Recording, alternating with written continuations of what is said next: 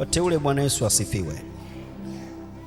Leo ni siku yetu nyingine tena Bwana ametupa, na tumekuwa na semina inayohusiana na dalili za siku za mwisho au siku za mwisho,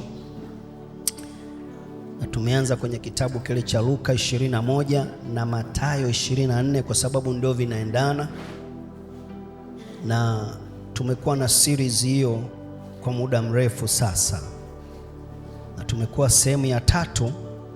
Sehemu ya pili inayozungumza kwa habari ya mji wa Yerusalemu na taifa la Israeli, na haya yote yanayotokea tunajuaje kama ni dalili? Jamani, Bwana Yesu asifiwe. Kwa hivyo ni lazima turudi kwenye maandiko, tuone andiko linasema nini na hiki kinachotokea ni nini. Jina la Bwana libarikiwe sana. Kwa hiyo haya yote yanazidi kututazamisha kwamba kama mtu uliokoka usikae tena kienyeji, usikae tena kushangaa. Dunia imeshaisha na sasa hivi tunasubiri unyakuo wakati wowote. Jamani, haleluya, kanisa la Bwana. Usio muda tena wa kuzolewa na dunia. Ni muda wa kukaa mikononi mwa Mungu usiku na mchana. Jamani, amina, kanisa la Bwana. Amina, watakatifu wa Bwana. Na sehemu ya kwanza tuliangalia kwa habari ya hekalu, na mnakumbuka tulikuwa kwenye hiyo series, na tumeona nini kinafanya mpaka hekalu linakuwa dalili. Lakini sehemu ya pili tuliangalia mambo yatakayoipata Israeli ambayo ni kiashiria kwa dunia, ndio tunaendelea nayo. Jamani, amina kanisa.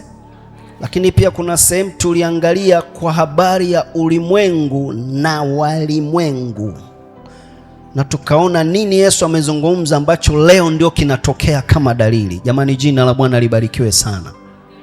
Jamani, jina la Bwana libarikiwe sana. Japo tulichoangalia ni nini jamani? Ni mambo yatakayotokea kwa wanadamu wote. Kusema wanadamu wote au walimwengu ni kwa habari ya wote, waliokoka na wasiokoka. Haya lazima yawatokee. Jamani, tuko pamoja wapendwa. Tukaangalia maeneo mengi sana. Jina la Bwana libarikiwe sana. Haleluya, kanisa la Bwana. Nafikiri wote tulikuwepo kwenye hizo semina, na kama hujakuwepo basi tafute mtu akufundishe ili tuweze kwenda pamoja. Amina kanisa. Na leo natamani tuendelee tena kwenye topic inayosema mji wa Yerusalemu, kuhusu mji wa Yerusalemu na taifa la Israeli. Kwa nini kwa ujumla? Mji wa Yerusalemu na taifa la Israeli kwa ujumla. Kwa nini hili linakuwa dalili? Sawa Mji wa Yerusalemu na taifa la Israeli. Sasa utaniuliza, mchungaji, kwa nini kila siku tu Yerusalemu, kila siku Israeli, kila siku? Why? Kuna kitu kimoja naomba kwanza leo nikizungumza ili tuweze kufahamu. Unajua Mungu alivyoumba dunia, kwa hekima yake Mungu mwenyewe huwa anaamua kwa utashi wake yeye. Huwa anajichaguliaga sehemu tu, alafu anaamua ni kama sio, unajua Biblia inasema dunia yote ni mahali pa kuweka miguu, si ndio Sio jamani? Lakini kuna mahali tu specific wa Mungu anaamua kujichagulia tu yeye mwenyewe anavyotaka yeye. Na hiyo iko kwenye Biblia. Ndio maana alivyoumba dunia, sehemu ya kwanza alijitengenezea bustani ya Eden, alafu pale alikuwa anashuka. Sio kwamba dunia nzima Mungu ashuki, yeye ameijaza. Biblia inasema dunia na vyote vijavyo ni mali ya Mungu. Kwa hiyo Mungu ameijaza tu dunia yote. Jamani, haleluya kanisa. Lakini wanapenda tu kujichagulia sehemu yake anayojisikia yeye. Akajichagulia Eden. Tumeelewana Akawa anashuka, alafu anafurahi. Yaani ni hekima yake mwenyewe Mungu, wala huwezi kuhoji. Jamani, amina kanisa la Bwana. Haleluya, watakatifu wa Bwana. Alafu likatokea la kutokea, mwanadamu akapanajisi pale. Tumeelewana watakatifu wa Mungu. Alafu pakaharibika. Palivyoharibika, Mungu kwa hekima yake tu huko akajichagulia tu sehemu nyingine. Kuna mahali panaitwa Shinari, kama umesoma kwenye Biblia. Anasema mahali patakatifu, akajichagulia hapo. Sawa jamani Nchi ya uzuri. Tumeelewana watakatifu wa Mungu. Na sasa hivi fuatilia hapa ni eneo fulani hapo Iraki. Sawa jamani Na wanadamu wakapatibua kama kawaida yao. Na shetani yuko pamoja. Ukisoma Mwanzo 10 na ngapi, baadaye Mungu tu akajichagulia kamji fulani kanaitwa Shalom, Salem. Ndio Yerusalemu unayoiona sasa hivi. Kwa ni hekima tu ya Mungu tu, anajichagulia tu ya mwenyewe. Alafu anakaa tu, yani anapenda tu ya mwenyewe ili akae tu na watu ajisikie raha. Na wakati mwingine anaweza akavaa umbo la malaika au akavaa umbo la binadamu ili akakaa tu, tunaita temporary incarnation. Mungu anajitokeza kwa mwanadamu kwa njia ya kawaida, watu wamuelewe kwa kawaida tu ili ajisikie raha kae na watu. Jamani, tumeelewana watakatifu wa Bwana? Tumeelewana wapenzi? Akakaa hapo Yerusalemu au Salem. Lakini wanadamu walipoingia tu wakapanajisi tena. Jamani, tumeelewana watakatifu wa Bwana?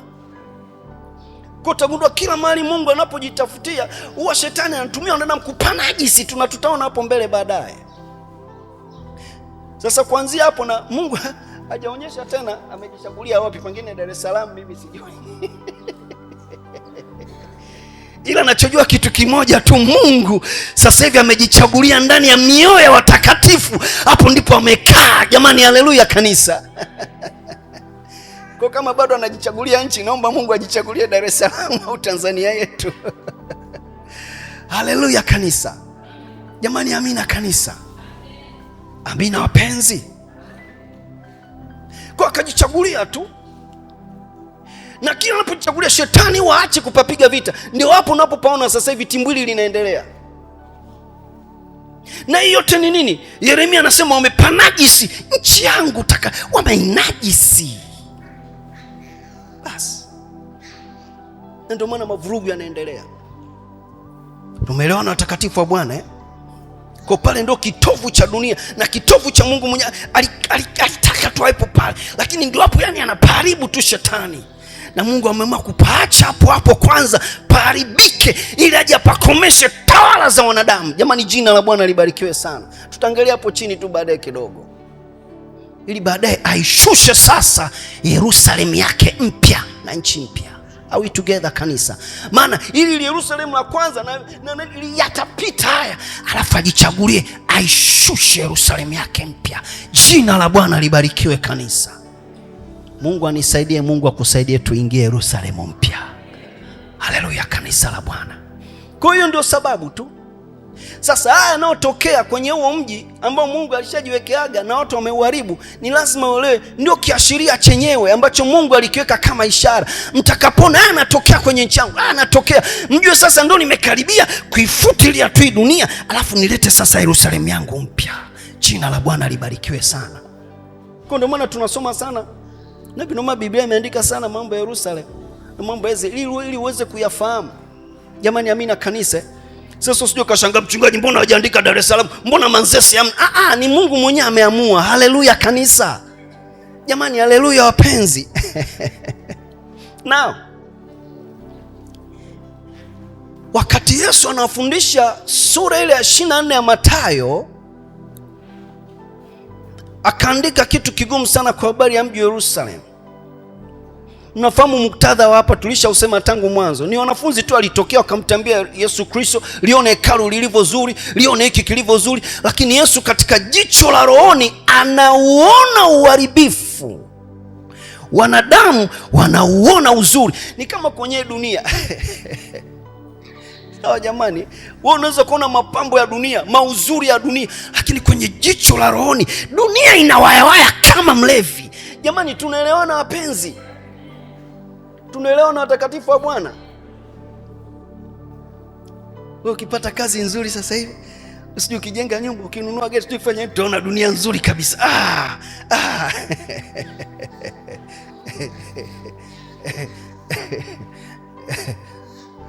Lakini kwenye jicho la rohoni dunia inawayawaya kama mlevi. Tumeelewana wapenzi? Jamani, tumeelewana? Na inakaribia mwisho. Are we together? Sasa haya lazima Mungu atupe kuyafahamu na kuyajua ili tujiandae, maana wakati wote Yesu Kristo anakuja kutunyakua. Jina la Bwana libarikiwe sana. Mstari wa 8 Biblia inazungumza kwa habari ya utungu au uchungu katika mji. Huu uchungu unasababishwa na nini? Na kurudisha sasa sura 21 ya Luka. Naomba sasa nisomee mstari wa 9. Alafu tuone hii inakuaje dalili. Jina la Bwana libarikiwe sana. Nini tunajifunza leo kuhusu Yerusalemu? Tunajifunza matukio makuu matatu ya maumivu yatakayoitandika Yerusalemu na kuwa kiashiria cha siku za mwisho. Sasa nirudie tena, kumbuka, kwa sababu ulishakuwa ni mji wa Mungu ukanajisika.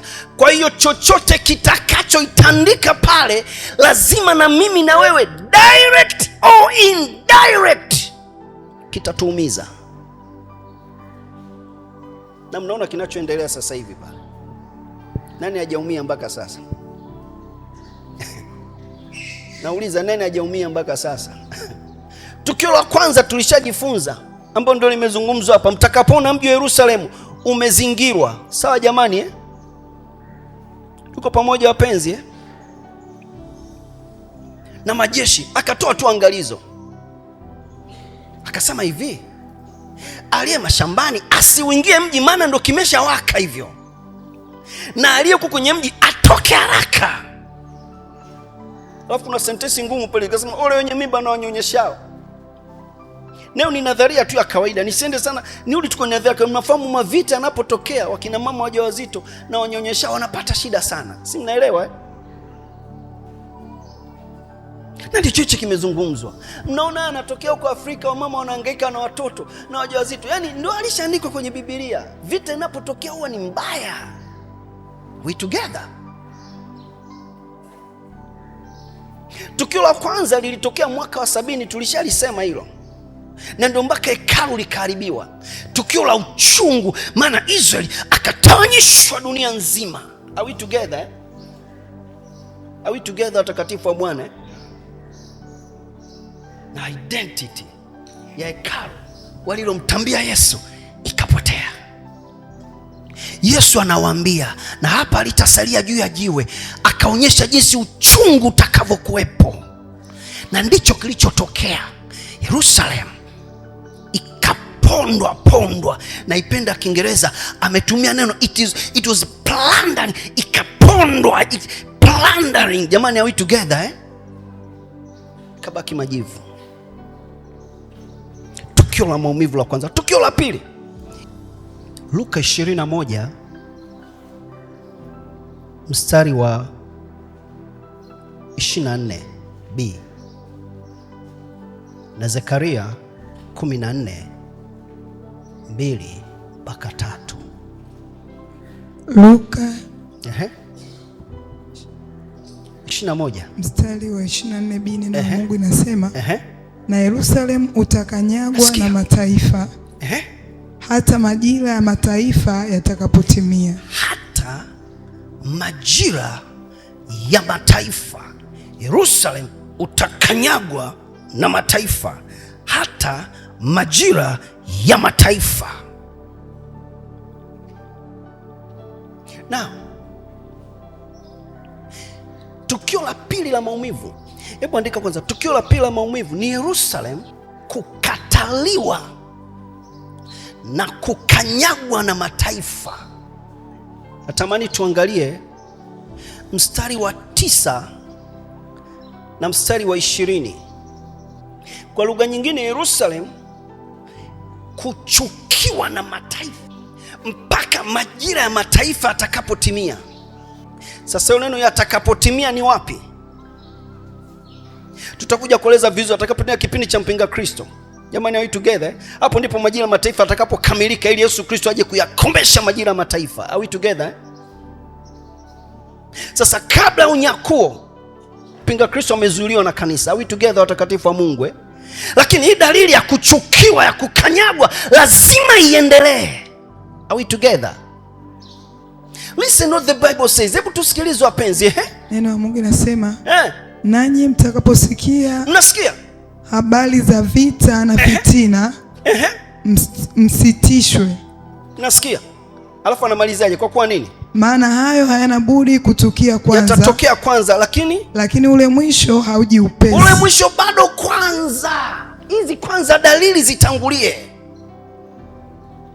Sasa kuna neno natamani ulichukue hapo. Hebu rudia tena ka sentence ka kwanza kabisa.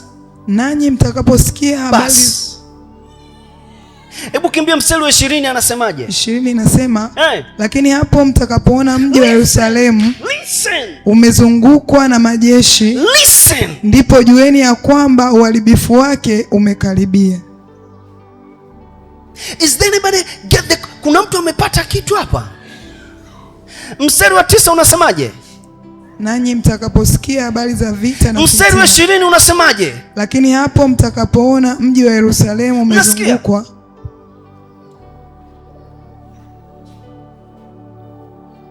Wangapi wameona kitu?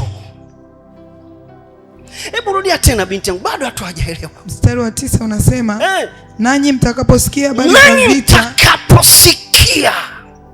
Itimisi bado hamjaona, mmesikia tu juu juu. Sikiza mstari wa 20 unasemaje? Lakini hapo mtakapoona. Kwa hiyo tayari tukio sasa, it's already been passive. Ili tukio tayari sasa linatokea. Ili la kwanza halijatokea bado, mnasikia tu. Are we together kanisa? Ili la pili ni pale ameshatokea, mtakapoona. Jamani, are we together kanisa? Sasa naomba nikuulize, sasa hivi Yerusalemu unaona au unasikia kinachoendelea?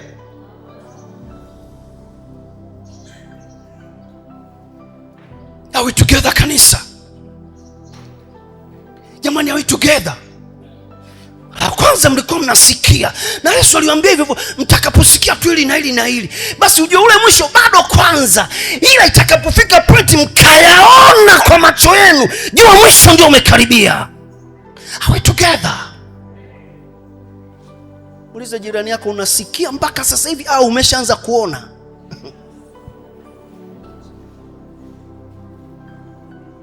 Tukio la pili la maumivu kwenye mji wa Yerusalemu ambalo litaathiri dunia nzima. Yerusalemu kukataliwa, kuchukiwa, kukanyagwa na mataifa. Kwanza ulisikia, lakini sasa hivi unasikia au unaona? Hata simu yako ikuonyeshi kwani? Au inakuonyesha TikTok? Jamani, Baba atusaidie kwa jina la Yesu aliye hai. Haleluya, takatifu wa Bwana. Anasema Yerusalemu utakanyagwa na mataifa. Haya, mtakaposikia jueni bado, jivuteni tu, jamna sijueni bado. Ila mtakapofika point mkayaona haya, ni mwisho umefika. Na Yesu aliwaambia kiunabii, akiwashiria lile tukio la kwanza la maumivu la mwaka wa 70, lakini hili linatoa reflection ya future ya mambo yatakayotokea kwenye dalili zetu za siku za mwisho. Jina la Bwana libarikiwe sana. Ndio maana kule mwisho anasema, basi sasa mkishaona haya jueni ya kuwa it is to have, yani ya kuelewa tu, jueni ya kuwa ule mwisho sasa umefika. Kule Mwanzo mstari wa 9 anasema jueni mwisho ule bado mtakaposikia, ila mtakapoyaona jueni ule mwisho sasa umefanya nini? Ngapi tunaanza kwenda pamoja? Uliza jirani yako, mpaka sasa unaona nini Yerusalemu? Tukio la pili, narudia tena, Yerusalemu kuchukiwa, kukataliwa. Hili ni tukio la maumivu. Nikawa nafuatilia habari za vita juzi, naona hata Trump naye anataka kujiondoa, maana anaona moto mzito kule. Sasa anaweza atajinyofuaje? Amwache mwenyewe. Elewana watakatifu wa Bwana. Haya, huku kuna nani? Kuna Hamas, huku kuna Houthi, si ndio? Huku kuna Hezbollah. Na mataifa yote ya Ulaya yaliokuwa na muunga mkono yote sasa hivi Bwana nenda mwenyewe. Ngoja nikusomee takwimu moja hapa ili uweze kuelewa. Unajua huwa Ulaya wana vitu fulani vya kupiga kura, ile European Union, EU, sawa eh? Mwezi wa 4 walipiga kura hapa ya ile EU kama tunaisupport Israeli au tuachane nayo bwana, imeshakuwa mzigo. Umeelewana takatifu wa Bwana eh? Sasa zile kura huwa zinahitajika zifike milioni 1. Mnafuatia mtandao si mnajua anawasema, si ndio? Zinatakiwa zifike zile kura za maoni, zinatakiwa zifike milioni 1 kuonyesha kwamba huyo bwana sasa sisi tumwachana naye bwana. Kila mtu na mambo yake. Sawa jamani eh? Unajua kilichotokea? Kura zilizopigwa zilikuwa milioni 1,500,000. Yaani zilizidi ile milioni 1 kwamba hatutaki tena urafiki na Israeli. Nimekwambia tukio la maumivu la pili ni Israeli kukataliwa. Are we together? Alafu kukanyagwa na mataifa. Sasa nasema utakapoyaona haya, wewe jua mwisho. Yaani utakapoyaona yamefika, jua mwisho umekaribia. Are we together? Jamani, tuko pamoja kanisa? Wangapi tunaenda pamoja?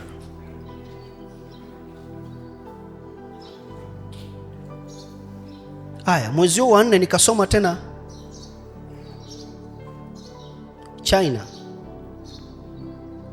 Ndio nchi ya kwanza kutangaza waziwazi kwamba kwenye ramani zake, ramani mpaka za darasani za shuleni za nini, sijui za wanafunzi wetu wanaosoma shuleni, wameifuta rasmi Israeli.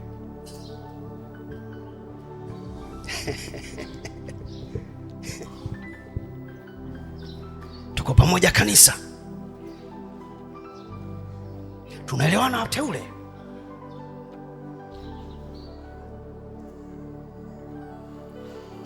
Walikuwa wanashia teknolojia kiwango cha juu sana na hizo. Leo wanasema zovu zako na Irani basi hatutaki tena. Israeli kukataliwa na mataifa. Tukio la pili la uchungu la maumivu ni Israeli kukataliwa na kukanyagwa na mataifa. Are we together? Sasa hili ni tukio linalotokea kwanza kabla ya unyakuo. Kwa unachokiona hichi kinachoendelea sasa hivi ndio kiashiria chenyewe hichi kinatupeleka huko. Jamani, tuko pamoja wapenzi eh? Tuko pamoja kanisa la Bwana. Tukio la mwisho la tatu la maumivu.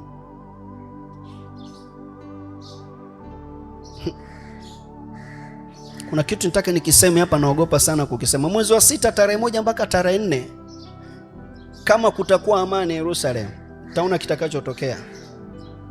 Kuna tamasha baya sana la dunia nzima, yaani yote kuonyesha unajisi kwenye nchi ya Mungu aliyojichagulia.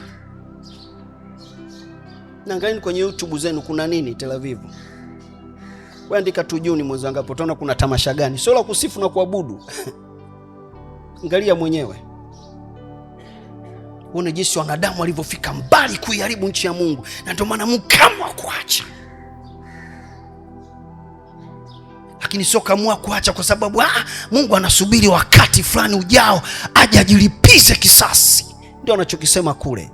Jamani, tumeelewana watakatifu wa Bwana eh? Tumeelewana wapenzi? Sasa sisi anatufundisha nini? Haya kwetu sisi yasije kutuonyesha hizi ni dalili Yesu anarudi. Haleluya kanisa. Tukio la tatu la maumivu. Kumbuka somo letu linasimama pale pale. Hapo ndipo mwanzo wa utungu wa uchungu. Kwa hiyo tunaangalia uchungu, maumivu ya mji wa Yerusalemu ambayo analeta kiakisia gani kwenye dunia kama ishara za siku za mwisho. Are we together watakatifu wa Mungu eh? Jamani, are we together kanisa? Ili unapoyaona haya, wewe uliokoka usibaki mshabiki, hapana. Ujue siku zimeisha. Nichuchumilie wokovu wangu, nichuchumilie taji yangu, nichuchumilie utakatifu wangu. Jamani, haleluya kanisa.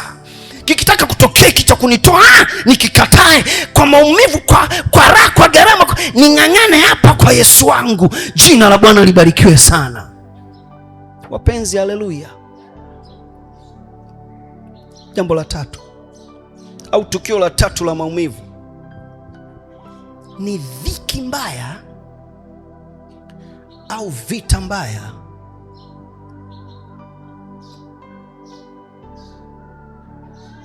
zitakazotokea Yerusalemu na dunia kwa ujumla baada ya unyakuo.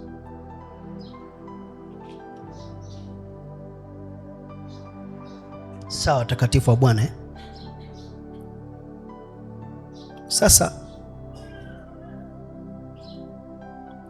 dhiki mbaya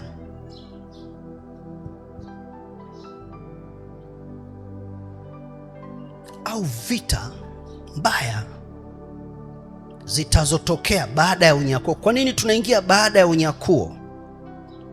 Kwa sababu kabla ya unyakuo dalili ya hizo lazima ziwepo, ili kwenye kipindi baada ya unyakuo ndo vitokea halisi. Tumeelewana jamani eh? Narudia tena hapa, kwa nini nimekupeleka baada ya unyakuo?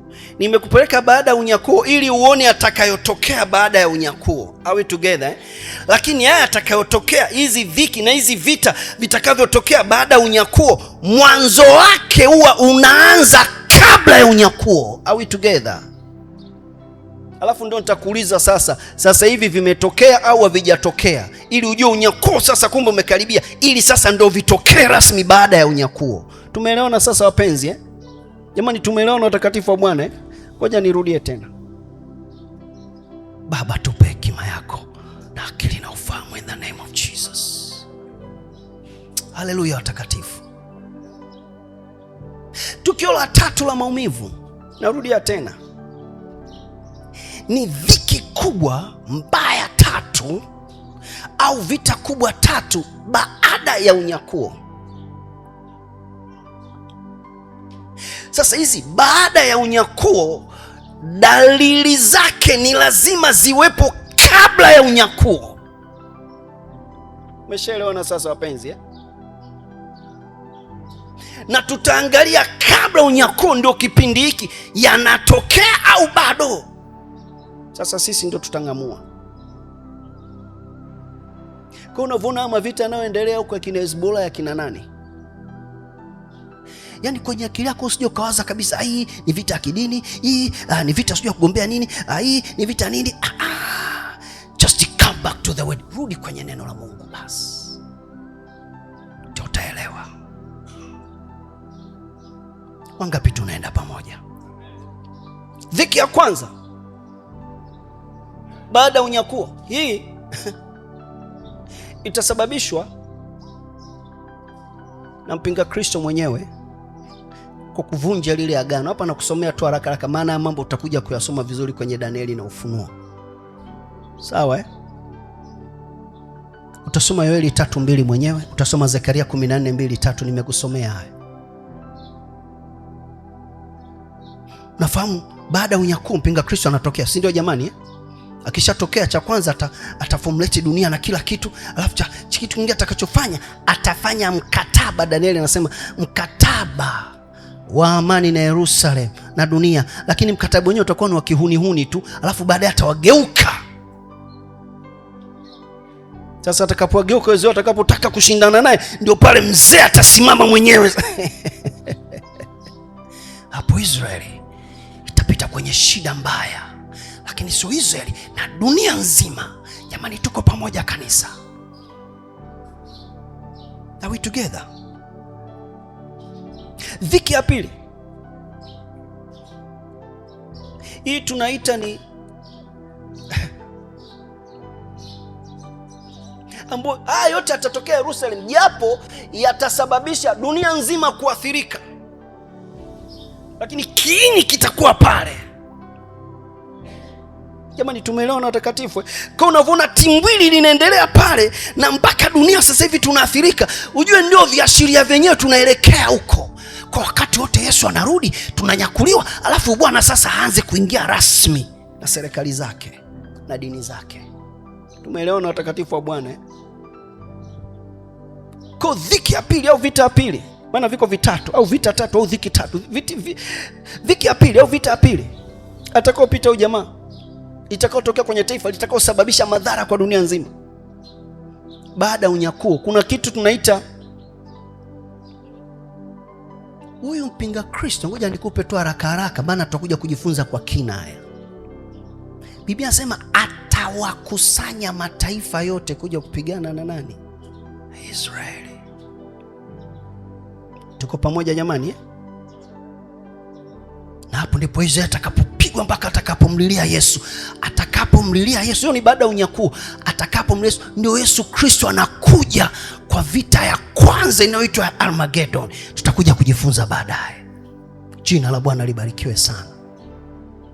Sasa what is my point? Point yangu ni nini? Ni hichi kiashiria cha kukusanya mataifa yote. Tumeelewa na utakatifu wa Bwana eh? Jamani, tumeelewa na utakatifu wa Bwana eh? Juzi vita tumeona baada ya Marekani kuingia, yeye ndo kakusanya mataifa pale mengine sio ya Kiarabu na kuweka kambi na nini ili wampige yule mwenzao. Yule mwenzao naye kajibu mashambulizi. Sasa mmoja ameanza kujitoa. Marekani, toa kambi zako hapa, sizitaki, zinaletea shida bwana. Simuona kinachoendelea.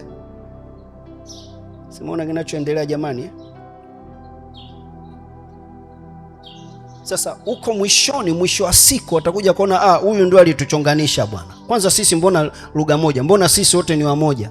Huyu ndio katuchonganisha. Wanaungana kumgeuka sasa yeye mwenyewe Mwisraeli. Ndio kitakachotokea tu. Simple tu. Inaitwa the coalition of the nations.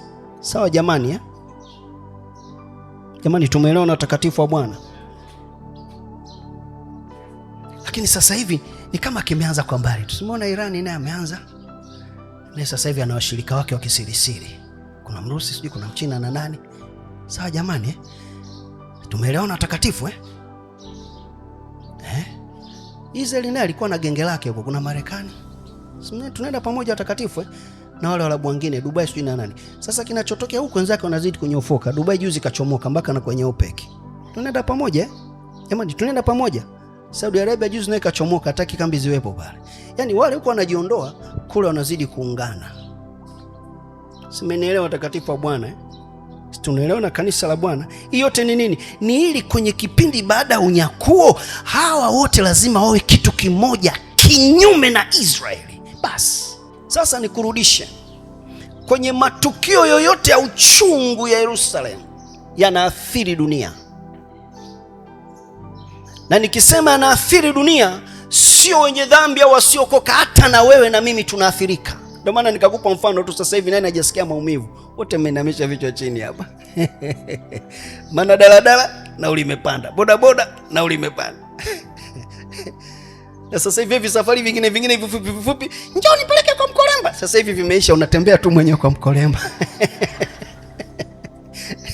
Maana ukimgusa boda, Bukujelo buku mbili. Kila mtu anaifili ile pinch ya maumivu. Lakini ni kamji tu fulani watu wanatwangana. Ila pinch mpaka huku tunaisikia. Sasa nini cha kufanya kama kanisa la Bwana? Nimalize pale. Jambo la kwanza. Narudia tena, nimekwambia dhiki ya tatu ni dhiki au vita itakayotokana na Gogu na Magogu. Na nimeshakwambia Gogu ya Ezekiel 38-39 hizi ni tofauti na ile Gogu ya Ufunuo 20. Kwa hiyo tutakuja kujifunza vizuri hizi vita za Gogu, maana pale kuna mambo manne makubwa. Nikianza hapa hatutamaliza. Jina la Bwana libarikiwe sana. Jina la Bwana libarikiwe. Ila sisi tunajifunza ishara. Kwa utakapoona mavita kabla hajaanza, lazima viashiria vya mavita vianze kwanza. Ndio hichi tunachokiona kinaendelea sasa hivi. Na pinch lazima dunia iumie. Tuko pamoja jamani? Kama ambavyo kwenye mavita Gogu na Magogu dunia nzima itaumia. Tuko pamoja watakatifu wa Bwana eh? Jamani, tunaelewana watakatifu? Nao sasa kwenye maumivu haya nini cha kufanya? Naomba nikupe maandiko mawili. Kuna kipindi nilikwambia jambo la kwanza, Mungu atupe neema unapoyaona haya. Mungu atupe neema kujua kutafsiri nini nyakati na majira, si ndio eh? Jamani, si ndio watakatifu wa Bwana eh? Haleluya kanisa. Nikakwambia mambo kama manne. Jambo la pili nikakwambia kuhusu kuchangamka. Kuchangamka ni uamsho. Jina la Bwana libarikiwe. Anasema mnapo haya changamkeni.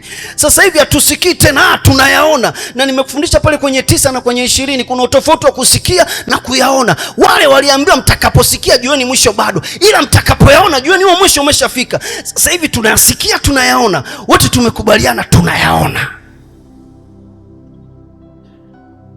Wapenzi, haleluya. Jamani, haleluya kanisa. Sasa nini cha kufanya? Jambo la pili ni kuambia tuchangamke. Kuchangamka nini? Ni uamsho. Tuchangamke kwenye mikesha, tuchangamke kumtafuta Mungu, tuchangamke kwenye utakatifu. Leo nataka nikupe jambo jingine. Tuyaonapo haya, nini cha kufanya? Yuda 1:3. Na mwingine akimbia Zaburi 91 mstari wa 14, alafu tunamaliza pale. Tuyaonapo haya tufanye nini? Nini cha kufanya tunapoyaona haya? Hapa sio tunasikia tena, hapana, hapa tunayaona. Jamani, haleluya kanisa, Wangapi tumeenda na mimi tangu mwanzo? Dalili za siku za mwisho. Tuyaonapo haya tunafanya nini? Wasomaji hawapo leo, tunamtegea Getu peke yake. Haya, tuokoe Getu. Yuda 1:3, neno la Mungu linasema, Viki yuko wapi? Ameshapoa. Na nani yule mwingine alikuwa anasomaga? Baby, sijai kukuona ukisoma wewe. Mama, hebu mpe Biblia kama hajaja nayo. Leo tusikie sauti ya baby leo. Hapo vipi jamani? Si sawa? Ukimaliza mkimbizie baby mic tumsikie. Baby hatujui kumsikia akisoma Biblia. Nisomee mwanangu. Nini cha kufanya? What shall we do? Tunapoyaona haya, nini cha kufanya kama watakatifu? Sio kama washabiki, sio kama kama wateule. Tunapoyaona nini cha kufanya, ndio agenda kubwa hapo. Listen what the Bible says. Sikilizeni hapa anasemaje? Neno la Mungu linasema, wapenzi, nilipokuwa nikifanya bidii sana. Unasikia? Nilipokuwa nikifanya bidii sana. Kwa hiyo sio nilipokuwa nikifanya kiulegevu. Hapana. Kuandikia habari ya wokovu ambao ni wetu sisi sote. Unasikia? Naliona imenilazimu kuandikia. Imenilazimu tena kuandikia. Kufanya nini? Kuandikia ili niwaonye kwamba mwishindanie imani waliokabidhiwa watakatifu mara moja tu. Bas. Nini cha kufanya kama wateule? Unapoona uharibifu umekuwa mwingi, maisha yanakuwa magumu, dunia inataka kuchote chote tu ukutoe kwenye reli. Nini cha kufanya? Jambo la kwanza, ishindanie imani yako uliopewa na Mungu katika jina la Yesu Kristo. Baba, akupe neema kusimama imara kwa jina la Yesu katika mitikisiko ya dunia inayopita. Baba, akupe neema. Baba, nipe neema kuishindania imani, nisitetereke kwa jina la Yesu aliye hai. Haleluya wapenzi. Jamani, haleluya. Anaandika mzee, anasema jamani, nilipokuwa nikiwaambia habari za wokovu, nimeona haitoshi, sasa nimekuja kwa upya. Nimeona niwaandikie jambo la msingi, ishindanieni imani, maana kuna dhiki nyingi. Mnafahamu huko Herode amechachamaa, mnafahamu huko Rumi imekakamaa, lakini ishindanieni imani. Na mimi ninapoambia, mnapoona dunia inazidi kuharibika, Yerusalemu inazidi kuwa plundering, tuishindanie imani tuliopewa mara moja katika jina la Yesu Kristo aliye hai. Takatifu wa Bwana.